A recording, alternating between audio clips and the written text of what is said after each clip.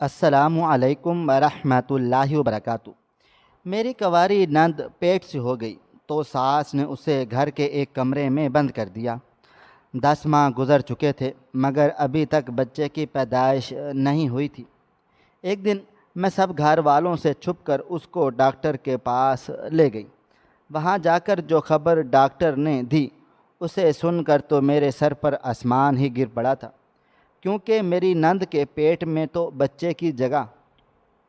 میرا نام سدرا جاوید ہے۔ یوں تو میں صادق آباد کی رہائشی ہوں، مگر صادق آباد میں میرے والدین کا گھر ہے، اور خود میں شادی ہونے کے بعد رحیم یار خان آ گئی تھی۔ رحیم یار خان شہر میں میرا سسرال تھا۔ کبیر لوگ 3 بھائی ہی تھے، ان کی کوئی بہن نہیں تھی۔ میرا شوہر کبیر منجھلا بھائی تھا۔ کبیر سے 2 سال بڑا اس کا بھائی عمیر تھا۔ عمیر شادی شدہ اور سعودی عرب میں مقیم تھا۔ عمیر بھائی ہمارے ولیمے کے بعد دوسرے دن ہی واپس سعودی عرب چلے گئے تھے، اور کبیر سے 3 سال چھوٹا یاسر تھا جو کہ یونیورسٹی کا طالب علم تھا۔ یاسر صرف 5 سال کا تھا جب ان کے والد یعنی میرے سسر انتقال کر چکے تھے۔ میں جب سے شادی ہو کر اس گھر میں آئی تھی، چند دن کے بعد ہی میں نے پورے گھر کے نظام کو سنبھالنا اور دیکھنا شروع کر دیا تھا۔ میری ساس بوڑھی خاتون تھی۔ میری آمد سے قبل اس گھر میں ایک وقتی ملازمہ بھی تھی جو صفائی ستھرائی کے علاوہ کھانے پکانے کا کام بھی کرتی تھی، مگر جب سے میں آئی ہوئی تھی میں نے کھانا پکانا خود شروع کر دیا تھا۔ ملازمہ سے صرف میں گھر کی صفائی کا کام کرواتی تھی۔ گھر کا کام ہی کتنا تھا، کل 4 تو افراد تھے۔ میں سارا کام آسانی سے خود ہی سنبھال لیا کرتی تھی۔ زندگی کے شب و روز یوں ہی گزرنے لگے تھے۔ مجھے اپنی ساس کی حرکتیں کچھ عجیب سی محسوس ہوتی تھیں۔ جیسے ایک دن میں رات کو روٹیاں بنا رہی تھی تو میری ساس اپنے کمرے سے نکل کر کچن میں آئی اور آ کر کہنے لگی، سدرا بیٹا روٹی بنا لی ہے؟ میں نے کہا بس بن ہی گئی ہے، یہ آخری روٹی ہے۔ تب میری ساس کہنے لگی، بیٹا ایسا کرو روزانہ 2 روٹیاں فالتو بھی بنا لیا کرو۔ میں نے حیرت سے پوچھا، امی جان فالتو روٹی کیا کرنی ہے، ٹھنڈی ہو جائے گی، کوئی کھاتا بھی نہیں ہے، پھر صبح کو تو ضائع ہو جائے گی۔ مگر میری ساس کہنے لگی، نہیں بیٹا تم بنا لینا، میں نے صبح چڑیوں اور پرندوں کے لیے باریک کر کے انہیں ڈالنی ہوتی ہے۔ میں نے کہا جی ٹھیک ہے۔ اس کے بعد میں نے کبھی نوٹ نہیں کیا کہ میری ساس وہ روٹی واقعی ہی چڑیوں کو ہی ڈال دیتی تھی یا اس کا کچھ اور کرتی تھی۔ یہ چند دن بعد کی بات ہے۔ آدھی رات کے وقت میری آنکھ کھلی، پیاس محسوس ہوئی تو میں پانی پینے کچن کی طرف چلی گئی تھی، مگر میں یہ دیکھ کر حیران و پریشان رہ گئی کہ میری ساس پہلے سے ہی کچن میں موجود تھی۔ وہ ہاٹ پاٹ میں پڑی روٹی نکال رہی تھی۔ میں نے کہا، امی آپ اس وقت کچن میں کیا کر رہی ہیں؟ کچھ چاہیے تھا تو مجھے آواز دے دیتی۔ مجھے اچانک وہاں دیکھ کر میری ساس کچھ پریشان سی ہو گئی تھی اور گھبرا کر کہنے لگی، نہیں نہیں، وہ تو میں یہ روٹی نکال رہی تھی جو صبح چڑیوں کو ڈالنی ہے۔ میں نہ سمجھی کے عالم میں ان کے چہرے کی طرف دیکھ رہی تھی۔ روٹی صبح چڑیوں کو ڈالنی ہے، مگر آدھی رات کو کیوں نکال رہی ہیں؟ مگر میری ساس وہاں کھڑی اس طرح میری منتظر تھی جیسے وہ میرے جانے کا انتظار کر رہی ہوں۔ میں نے پھر جلدی سے پانی پیا اور کمرے میں واپس آ گئی تھی، مگر یہ بات میرے دل و دماغ میں کھٹکنے لگ گئی تھی کہ آدھی رات کو چڑیوں کو روٹی کون ڈالتا ہے؟ اس وقت کون سی چڑیاں آتی ہیں؟ آخر کچھ دیر تو اسی بات کو سوچ کر میں اپنے آپ میں الجھتی رہی۔ پھر کس وقت میری آنکھ لگ گئی مجھے پتہ ہی نہ چلا۔ کچھ دن یوں ہی گزر گئے اور پھر ایک دن میں نے ایک عجیب بات دیکھی۔ رات کو شاید 11 یا 12 بجے کا وقت ہوگا جب لائٹ جانے کی وجہ سے میری آنکھ کھل گئی تھی۔ لائٹ نہیں تھی تو ہر طرف اندھیرا ہی اندھیرا تھا، مگر بیڈ پر لیٹے لیٹے میری نظر کھڑکی سے باہر صحن میں چلی گئی تھی۔ تو یہ دیکھ کر میری جان نکل گئی کہ صحن میں روشنی کا گول دائرہ حرکت کر رہا تھا۔ یوں محسوس ہو رہا تھا کہ کسی نے چھوٹی ٹارچ نما لائٹ پکڑی ہوئی ہے اور وہ آگے جا رہا ہے۔ میں بہت زیادہ ڈر گئی تھی۔ میرے ذہن میں پہلا خیال یہی آیا کہ ہمارے گھر میں چور گھس آئے ہیں۔ میں نے فوراً سے کبیر کو اٹھانے کا سوچا، مگر اگلے ہی پل میں نے سوچا کیوں نہ ایک بار کھڑکی کے پاس جا کر غور سے دیکھ لوں۔ میں پاؤں میں جوتا پہنے بغیر بہت محتاط انداز سے بیڈ سے اٹھی اور دبے پاؤں چلتی ہوئی کھڑکی کے پاس جا کھڑی ہوئی تھی۔ کھڑکی پہلے سے کھلی ہوئی تھی۔ میں نے جالی کے ساتھ سر لگا کر باہر صحن میں غور کیا تو یہ دیکھ کر میری حیرت کی انتہا نہ رہی کہ صحن میں واقعی ہی کوئی ٹارچ پکڑے ہوئے موجود تھا، مگر یہ کوئی اور نہیں، میری ساس ہی تھی، اور ان کے ہاتھ میں کپڑے میں بندھا ہوا کچھ پکڑا ہوا تھا۔ مگر مجھے بہت حیرت ہوئی کہ میری ساس یوں آدھی رات کے وقت اپنے ہی گھر میں چوروں کی طرح کیوں چل پھر رہی ہے۔ میں وہیں کھڑی ان کو دیکھتی رہ گئی، اور پھر یہ دیکھ کر تو میری حیرت کی انتہا نہ رہی تھی کہ میری ساس سیڑھیوں کی طرف بڑھ رہی ہے، اور پھر وہ سیڑھیاں چڑھ کر چھت پر چلی گئی تھی اور میں واپس اپنی جگہ پر آ کر لیٹ گئی تھی۔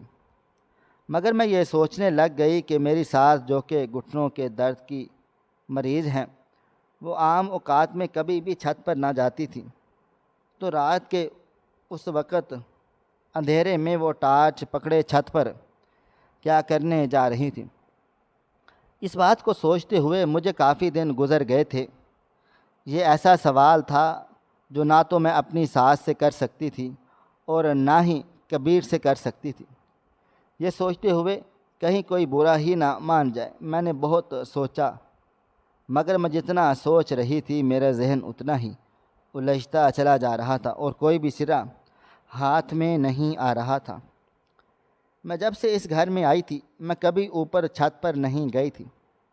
ایک دو بار میں نے اپنی ساس سے یہ پوچھا تھا کہ کام والی کے ساتھ جا کر اوپر چھت کی صفائی کروا دوں، تو مجھے اچھے سے یاد ہے تب انہوں نے منع کر دیا تھا کہ نہیں، رہنے دو، ابھی کوئی ضرورت نہیں ہے۔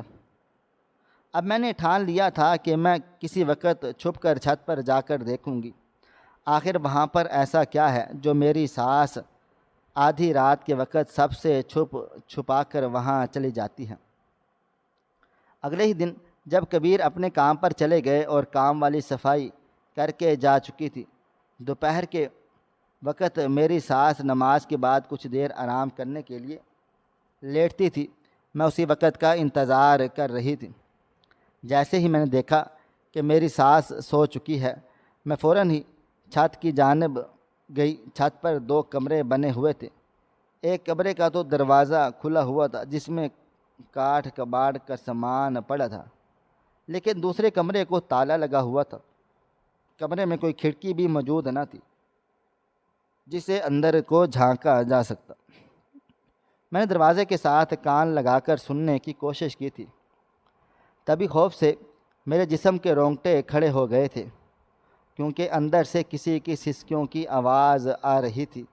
اندر کوئی موجود تھا اور وہ جو بھی تھا وہ رو رہا تھا۔ اب یہ تو میں جان چکی تھی کہ اوپر اس کمرے میں کوئی موجود ہے، مگر یہ کون ہے، اس راز سے پردہ اٹھانا ابھی باقی تھا۔ اس سے پہلے کہ کوئی یہاں آ جاتا میں نے فوراً ہی نیچے کی طرف قدم بڑھا دیے تھے۔ سیڑھیوں سے واپس اترتے ہوئے میرا دل تیزی سے دھک دھک کر رہا تھا اور میری نظر ساس کے کمرے کی طرف تھی۔ میں نے جلدی جلدی سیڑھیاں پار کی اور اپنے کمرے کی طرف چلی گئی تھی۔ اب مجھے یہ جاننا تھا کہ اس کمرے میں کون بند تھا، آخر ایسا کون سا راز تھا جس کی مجھ سے پردہ داری کی جا رہی تھی، اور تو اور میرے شوہر نے کبھی بھی مجھے بھنک تک نہ لگنے دی تھی۔ میں بھی تو اس گھر کا فرد تھی، مجھے بھی تو سب جاننے کا حق حاصل تھا۔ مجھے یہ چیز بری طرح سے کھٹک رہی تھی کہ مجھ سے کچھ چھپایا جا رہا تھا۔ خیر، اب میں آرام سے بیٹھنے والوں میں سے تو بالکل بھی نہیں تھی۔ میں نے ٹھان لیا تھا کہ میں اس راز سے پردہ اٹھا کر ہی رہوں گی۔ اور چند دن کے بعد ہی مجھے اس چیز کا بھی موقع مل گیا تھا۔ ہمارے محلے میں ہی کسی کے گھر میں میلاد کی محفل تھی اور وہاں سے بلاوا آ گیا تھا، مگر موسم کے بدلاؤ کی وجہ سے میرا گلا خراب ہو گیا تھا اور مجھے موسمی بخار بھی تھا، اس لیے میرا جانا تو ممکن ہی نہیں تھا۔ تو میرے ساس نے حامی بھر لی کہ وہ خود ہی چلی جائے گی۔ میلاد کی محفل ظہر کی نماز کے بعد تھی۔ جیسے ہی میری ساس نماز پڑھنے کے بعد تیار ہو کر گھر سے نکلی، میں نے فوراً دروازے کی کنڈی چڑھائی اور جلدی سے اپنے ساس کے کمرے کے رخ کر لیا تھا۔ میں ان کے کمرے میں موجود میز کے دراز دیکھنے لگ گئی تھی۔ مجھے اس چابی کی تلاش تھی جو تالا اوپر کو لگا ہوا تھا۔ میں نے چاروں دراز دیکھ لیے مگر کسی میں بھی کوئی چابی موجود ہی نہ تھی۔ پھر میں نے ساس کی الماری کھولی، وہاں بھی اچھی طرح سے دیکھا تھا مگر وہاں بھی مجھے کوئی چابی نہیں ملی تھی۔ میں مایوس ہو چکی تھی مگر پھر اچانک سے مجھے خیال آیا۔ میں نے فوراً ہی آگے بڑھ کر ساس کے بستر پر موجود تکیہ اٹھا کر دیکھا تو اس کے نیچے سے مجھے چابی مل گئی تھی۔ میں نے فوراً سے وہ چابی اٹھائی اور جلدی سے سیڑھیاں چڑھ کر چھت پر چلی گئی۔ میں دعا کر رہی تھی کہ چابی اسی تالے کی ہو، اور ایسا ہی ہوا تھا۔ جیسے میں نے چابی تالے میں ڈالی اور تالا فوراً سے کھل گیا۔ تالا کھول کر میں نے کمرے کا دروازہ کھولا اور یہ دیکھ کر میری آنکھیں حیرت سے پھٹی کی پھٹی رہ گئی تھی کہ سامنے ایک نوجوان لڑکی فرش پر بیٹھی ہوئی تھی جس کے بال بکھرے ہوئے تھے اور حلیہ بہت ہی برا تھا۔ اس کے دونوں پاؤں اور ایک ہاتھ کو زنجیر سے باندھا گیا تھا۔ وہ حیرت سے آنکھیں پھاڑے مجھے دیکھ رہی تھی اور میں اسے دیکھے جا رہی تھی۔ مجھے دیکھ کر فوراً سے رونے لگ گئی اور میری منتیں کرنے لگی کہ مجھے کھول دو، مجھے یہاں سے نکال دو۔ میں جلدی سے آگے بڑھی اور زمین پر اس کے پاس بیٹھ کر پوچھنے لگی، تم کون ہو؟ جس پر اس نے اپنی آنکھیں صاف کرتے ہوئے الٹا مجھ سے سوال کیا اور کہنے لگی کہ تم کون ہو؟ میں نے اسے بتا دیا کہ میں کبیر کی بیوی ہوں۔ میرے جواب پر اس کے چہرے پر حیرت اور خوشی کے ملے جلے تاثرات ابھرے تھے اور وہ حیرانگی سے کہنے لگی، اچھا کبیر بھائی کی شادی ہو گئی ہے؟ میں نے کہا ہاں، مگر تم نے میرے سوال کا جواب تو دو نا کہ تم کون ہو۔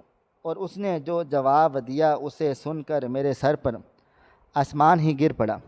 وہ کہنے لگی، میرا نام مروہ ہے اور میں کبیر کی بہن ہوں۔ مگر کبیر نے تو بتایا تھا کہ ان کی کوئی بہن ہی نہیں، وہ لوگ 3 بھائی ہیں۔ میں حیرت اور شش و پنج میں مبتلا تھی۔ میں نے اس سے اگلا سوال کیا، کیا تم کبیر کی سگی بہن ہو؟ جس پر اس نے جلدی سے اس بات میں سر ہلا دیا کہ ہاں میں کبیر کی سگی بہن ہی ہوں۔ تو پھر وہ لوگ اپنی سگی بہن اور میری ساس اپنی سگی بیٹی کے ساتھ ایسا بدترین سلوک کیوں کر رہے ہیں؟ میری الجھن سلجھنے کی بجائے مزید الجھ چکی تھی۔ ایک سوال کا جواب میں نے تلاش کر لیا تھا اور 100 سوال مزید کھڑے ہو گئے تھے، مگر اب میرا یہاں مزید رکنا خطرناک ہو سکتا تھا۔ میں فوراً جانے کے لیے کھڑی ہو گئی تھی، مگر جیسے ہی میں کھڑی ہوئی تو وہ لڑکی پھر سے میری منتیں کرنے لگی اور کہنے لگی، دیکھو مت جاؤ، مجھے کھول دو، مجھے یہاں سے نکال دو۔ میں نے اس کا ہاتھ پکڑ کر اس سے وعدہ کیا کہ میں دوبارہ ضرور آؤں گی، مگر ابھی مجھے جانا ہوگا۔ میں نے اس سے وعدہ کیا کہ میں یہاں سے اسے نکالوں گی، مگر ابھی نہیں، ابھی مجھے بہت سے سوالوں کے جوابات تلاش کرنے ہیں، مگر بہت جلد میں اسے یہاں سے نکالوں گی۔ میں اس لڑکی کو امید کا ایک سرا پکڑا کر خود فوراً سے دروازے کو تالا لگا کر واپس نیچے آ گئی تھی اور چابی وہیں اسی جگہ پر واپس رکھ دی تھی، اور اس کے بعد میں نے اپنی ساس پر نظر رکھنی شروع کر ڈالی تھی۔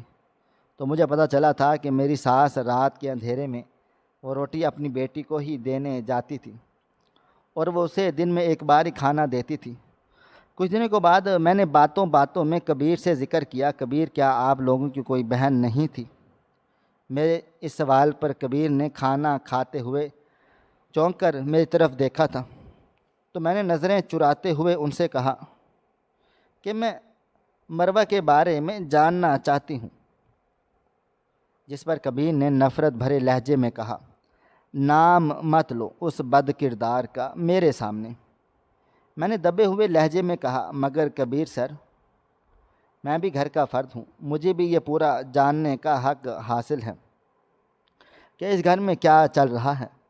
جس پر کبیر نے ٹھنڈی آہ بھرتے ہوئے کہا، میں تمہیں بتاتا ہوں۔ کبیر کہنے لگا، مروہ ہم دونوں بھائیوں سے چھوٹی ہے۔ اکیڈمی جاتے ہوئے مروہ کسی لڑکے سے ملنے لگ گئی تھی اور وہ اسے پسند کرنے لگ گئی تھی۔ جب گھر میں اس کی شادی کا ذکر چھڑا تو اس کی اماں سے کہا کہ وہ شادی کرے گی تو صرف اس لڑکے کے ساتھ۔ ہم نے اس لڑکے کے بارے میں کچھ تحقیقات کی تو پتہ چلا کہ وہ آوارہ اور بد چلن لڑکا ہے، نہ جانے کتنی لڑکیوں کے ساتھ اس کے تعلقات تھے۔ ہم نے مروہ کو سمجھایا مگر مروہ اپنی ضد پر قائم تھی، مگر ہم جانتے بوجھتے اپنی بہن کو اس اندھے کنویں میں دھکا نہیں دے سکتے تھے۔ ہم نے مروہ کا کالج بند کروا دیا مگر ہمیں پتہ ہی نہ چلا کہ کب اس نے یہ انتہائی قدم اٹھا لیا تھا۔ کبیر نے نفرت سے فرش پر ایک جانب تھوک دیا تھا۔ باقی کی کہانی میں مروہ کا وجود دیکھ کر سمجھ چکی تھی۔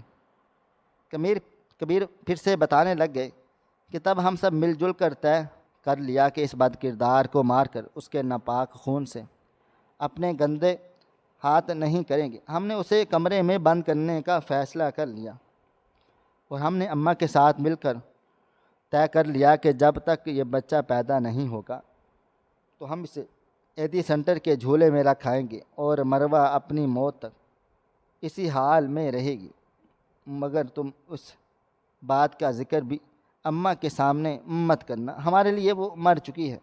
میں نے کبیر سے کہا، آپ بے فکر رہ جائیں، میں بالکل بھی مروہ کا ذکر نہیں کروں گی۔ آخر میں کبیر فکر مندی سے کہنے لگا کہ سدرا، اب تم نے مروہ کا ذکر چھیڑا ہے تو میں تم سے ایک بات پوچھنا چاہتا ہوں۔ پہلے تو یہ بات مجھے پریشان کرتی تھی، مگر ظاہر ہے میں اماں سے یہ باتیں تو نہیں کر سکتا تھا۔ میں نے کہا، جی کہیں، کیا بات چیت ہے؟ تب کبیر کہنے لگا، بچے کی پیدائش تو 9 ماہ کے اندر اندر ہو جاتی ہے، جبکہ مروہ کو اس کمرے میں بند ہوئے 9 ماہ سے زیادہ کا عرصہ ہو چکا ہے۔ وہ تو واقعی پریشانی کی بات ہے۔ میں نے فکر مندی سے کہا، آپ پریشان مت ہوں، میں کچھ سوچتی ہوں۔ میں نے کبیر کو تسلی دیتے ہوئے کہا۔ کبیر کو تو تسلی ہو گئی مگر میں خود پریشان ہو چکی تھی۔ اگر مروہ کو اس کمرے میں 9 ماہ سے زیادہ عرصہ ہو چکا تھا تو اس کا صاف مطلب ہے کہ مروہ کو کسی ڈاکٹر سے چیک اپ کروانے کی اشد ضرورت تھی، مگر اس گھر میں کوئی بھی اس کا نام تک لینے کو تیار ہی نہیں تھا۔ اس کا مطلب یہ تھا کہ مجھے خود ہی کچھ کرنا تھا۔ میں اپنے ذہن میں آگے کا لاہے عمل تیار کرنے لگ گئی تھی۔ اس کے بعد موقع دیکھتے دیکھتے مجھے 1 ماہ کا وقت یوں ہی گزر گیا تھا۔ اس دوران جب کبھی مجھے تھوڑا سا بھی وقت ملتا، میری ساس نہانے چلے جاتی یا محلے میں کسی گھر کے جاتی تو فوراً سے چھت پر چلی جاتی اور مروہ سے جا کر مل لیتی، اسے یہ امید دلاتی کہ بہت جلد میں اسے یہاں سے نکال لوں گی۔ اور پھر تقریباً کوئی 1 ڈیڑھ ماہ کے بعد مجھے یہ موقع مل ہی گیا تھا۔ میری ساس کی خالہ وفات پا گئی تھی، جو کہ پاس کے ہی کسی گاؤں میں رہتی تھی۔ جنازے میں شرکت کرنے کے لیے میری ساس کبیر کو ساتھ لے کر ان کی طرف بڑھ گئی تھی۔ میرے لیے یہ سنہری موقع تھا، کیونکہ مجھے ابھی اور اسی وقت اس موقع سے فائدہ اٹھانا چاہیے تھا، کیونکہ شاید مجھے دوبارہ ایسا موقع کبھی نہ ملتا۔ میں فوراً سے ساس کے کمرے میں چلی گئی، وہاں سے چابی تلاش کی اور چھت پر جا کر مروہ کو زنجیروں سے آزاد کر دیا۔ میں نے دونوں ہاتھوں سے پکڑ کر مروہ کو کھڑا کرنا چاہا تو وہ لڑکھڑا کر گر گئی تھی۔ اس کی ٹانگیں اس قدر کمزور ہو چکی تھی کہ اس نے اپنا وزن بھی برداشت نہیں کر پا رہی تھی۔ بہت بڑی مشکلوں سے میں نے مروہ کو سیڑھیوں سے نیچے کر لیا تھا اور رکشے والے کو میں نے پہلے ہی اندر کو بلا لیا تھا۔ جو کہ باہر کھڑا میرا انتظار کر رہا تھا۔ میں نے اپنا ایک سوٹ الماری سے نکالا اور مروہ کو پہنانے میں مدد کر لی۔ اس کے بعد اپنی ہی ایک چادر اسے اوڑھنے کے لیے دے ڈالی۔ پھر ہم گھر سے نکل آئے تھے۔ میں باہر کے دروازے کو تالا لگاتا اور ہم دونوں رکشے میں سوار ہو گئے۔ رکشے کا رخ ہسپتال کی طرف تھا۔ میرا دل بری طرح سے دھڑک رہا تھا۔ میں مروہ کو لے کر گھر سے نکل تو آئی تھی، مگر آگے میری ساس اور کبیر کا رد عمل کیسا تھا یہ سوچ کر مجھے بھی خوف سا محسوس ہو رہا تھا۔ رکشہ ہسپتال کے آگے پہنچ کر رکا تو میں اور مروہ اندر کو چلے گئے۔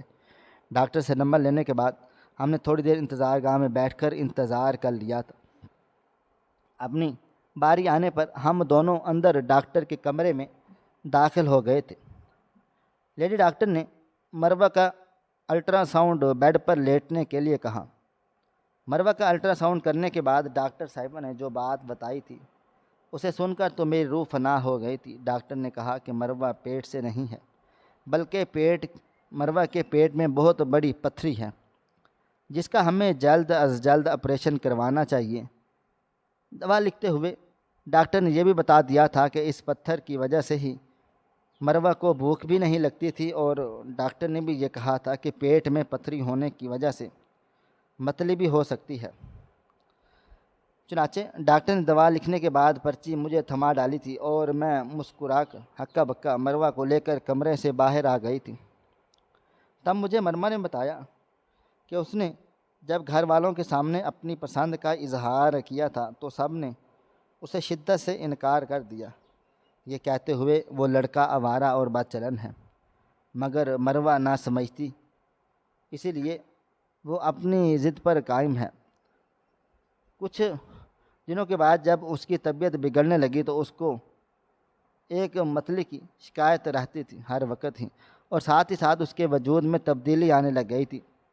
میری ساس نے یہی اندازہ لگایا تھا کہ مروہ نے ضد میں کوئی انتہائی بڑا قدم اٹھا لیا ہے، جبکہ حقیقت کچھ ایسی بھی نہ تھی۔ جبکہ میری طرف ماریہ یہ سمجھتی رہی کہ اسے اس بد چلن لڑکے سے محبت کے جرم میں گرفتار کر دیا جائے، اور وہ یہ جانتے بھی نہیں کہ اس کی ماں اور بھائی اسے بد کردار سمجھ رہے ہیں۔ مروہ کو لے کر ابھی ہسپتال سے نکل ہی رہی تھی جب کبیر کا فون آ گیا تھا۔ وہ انتہائی طیش کے عالم میں تھا اور پوچھے جا رہا تھا تم کہاں ہو، اور کمرے میں مروہ بھی نہیں ہے، مجھے بتاؤ تم مروہ کو لے کر کہاں چلی گئی ہو۔ میں نے کبیر کو صبر کرنے کا کہا اور بتایا کہ میں 10-15 منٹ تک آ رہی ہوں گھر سے، گھر آ کر سب کچھ بتاتا ہوں۔ گھر پہنچنے کے بعد جب میں نے کبیر اور اپنی ساس کو ساری صورتحال سے آگاہ کیا تو دونوں حیران و پریشان تھے اور اپنی اپنی جگہ گمسم سے تھے۔ میری ساس کی آنکھوں میں آنسو آ گئے تھے۔ اس نے فوراً سے اپنی جگہ سے اٹھ کر مروہ کو گلے لگا لیا اور اس سے اپنے رویے کی معافی مانگی۔ مروہ بھی بری طرح سے بلک بلک کر رو رہی تھی۔ کبیر نے بھی ہاتھ جوڑ کر مروہ سے مجھے معافی مانگ لی تھی۔ میری ساس اور کبیر میرے بھی شکر گزار تھے۔ میں نے آگے بڑھ کر ان کے اس معاملے کو ختم کر ڈالا تھا ابھی، ورنہ نہ جانے کب تک غلط فہمی رہتی اور یہ دیواریں ہی قائم رہ جاتی۔ میں بہت زیادہ خوش و خرم تھا اور رنجیدہ بھی کہ اگر وہ سب مل کر ایک دوسرے سے بات چیت کر لیتے تو نوبت یہاں تک کبھی نہ پہنچتی۔ اس کے بعد ڈاکٹر 2 ماہ تک ہم نے مروہ کی صحت کا خیال رکھا، اسے خوب خوراکیں وغیرہ دیتے رہ گئے تھے۔ جب اس کی طبیعت کچھ بحال ہوئی تو کبیر نے اس کا آپریشن بھی کروا دیا، اور اس واقعے کے بعد عمیر بھائی بھی سعودی عرب سے 3 ماہ کی چھٹی لے کر واپس اپنے فیملی کے ساتھ پاکستان آ گئے تھے۔ اس دوران کبیر بھائی کے ایک جاننے والے کے توسط سے مروہ کا ایک بہت اچھا رشتہ آ گیا تھا، جسے خوب جانچ پڑتال کر کے اس کے بھائیوں نے دیکھ کر ہاں کر ڈالی تھی، اور ایک سادہ سی چھوٹی سی تقریب میں مروہ کو ساجد کے نام کی انگوٹھی پہنا دی گئی تھی۔ ساجد کی فیملی کو ہم نے مروہ کے آپریشن کے بعد متعلق بھی پہلے بتا ڈالا تھا کہ بعد میں کسی بھی قسم کی کوئی بد غلط فہمی پیدا ہونے کا امکان نہ رہے۔ عمیر بھائی 3 ماہ کی چھٹی پر پاکستان آئے ہوئے تھے، اس لیے مروہ کی شادی کی تاریخ 1 ماہ کے بعد رکھ دی گئی تھی، کیونکہ عمیر بھائی کو اتنی جلدی چھٹی ملنا مشکل کام ہی نہیں تھا۔ سارا خان دوبارہ یکجا ہوا تھا۔ مروہ خوش اور مطمئن تھی، گھر میں خوب زور و شور سے اس کی شادی کی تیاریاں چل پھر رہی تھیں۔ مگر میں آج بھی جب بھی تنہا ہوتا ہوں تو یہی بات سوچنے لگتی ہوں کہ دلوں میں بات رکھنے سے کیسے رائے کا پہاڑ بن سکتی ہے، اور اگر خون رشتے کے درمیان کوئی کھڑا ہو جائے تو کیسی کئی ایک ساتھ کئی زندگیاں تباہ و برباد کر سکتی ہیں۔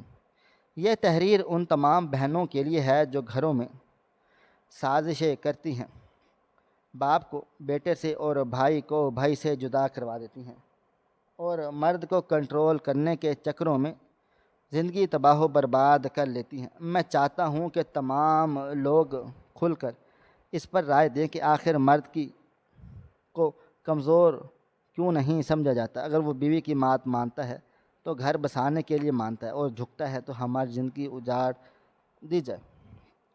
کچھ خواتین نے یہی کہا کہ وہ اپنی ہی جنس کی خواتین کے لیے مکاریاں سازشیں کرتی رہتی ہیں اور جال باز بھی ہیں کہ فساد ڈلواتی رہتی ہیں۔ ایسی عورتیں خاندان ذات میں پر کلنک ہیں۔ اگر نیک مرد ملا ہے تو اس کی قدر کرو اور سازشیں کر کے اس کا دل و دماغ خراب نہ کرو۔ اکثر مرد گھر آتے ہی ہیں تو پوری بیوی لسٹ تیار کر کے بیٹھی ہوئی ہے، امی جان نے یہ بھی کہا تھا، بھائی جان نے یہ بھی کہا تھا، بھائی جان نے بدتمیزی کی، اور طرح طرح کی لڑائیاں شروع ہو چکی تھیں۔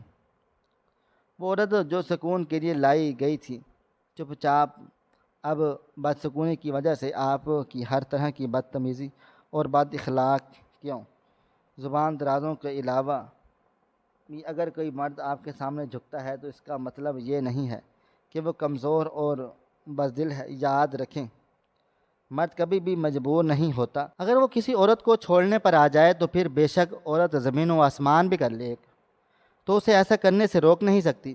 اگر وہ ایسا نہیں کرتا تو ایسا کرنے کے پیچھے اس کی کوئی خاص مجبوری یا کمزوری نہیں ہوتی، بلکہ اس کے پیچھے خدا کا خوف اور اس کی غیرت ہوتی ہے۔ ایک غیرت مند شخص جب کسی عورت کو اپنا لیتا ہے پھر وہ جیسی بھی ہو اسے چھوڑنا گوارا نہیں کرتا، کیونکہ یہاں کی اس کی غیرت یہ بات برداشت ہی نہیں کر سکتی کہ اس کی عزت کسی اور کے پاس چلی جائے۔ شاید آپ نے دیکھا ہوگا کہ ایک غیرت مند مرد اگر کسی وجہ سے عورت کو طلاق دے بھی دے تو وہ حلالے پر کبھی بھی آمادہ نہیں ہوتا۔ بغیرتوں کا تو کچھ بھی عطا پتہ نہیں ہے، لیکن غیرت مند آدمی کی طبیعت پر یہ عمل بہت گراں گزرتا ہے۔ اس لیے اگر آپ کا شوہر غیرت مند ہے تو آپ کی بہت بڑی خوش قسمتی ہے۔ اس کے ساتھ سب سے احسن طریقے سے پیش آؤ، اسے بد ظن نہ کرو اور وہ ترک تعلق پر مجبور ہو جائے، اس سے اس نے اپنا نقصان ہی کیا ہوگا، کیونکہ ایسا بندہ ڈھونڈنے سے بھی نہیں قسمتوں سے ملا کرتا ہے، اور ہر بار قسمت مہربان نہیں ہوتی۔ خدارا اپنے خاوند کی فرما بردار بنے، بے شک قرآن پاک میں حکم ہے، نیک بیویاں وہی ہیں جو اپنے خاوند کی فرما بردار ہوتی ہیں۔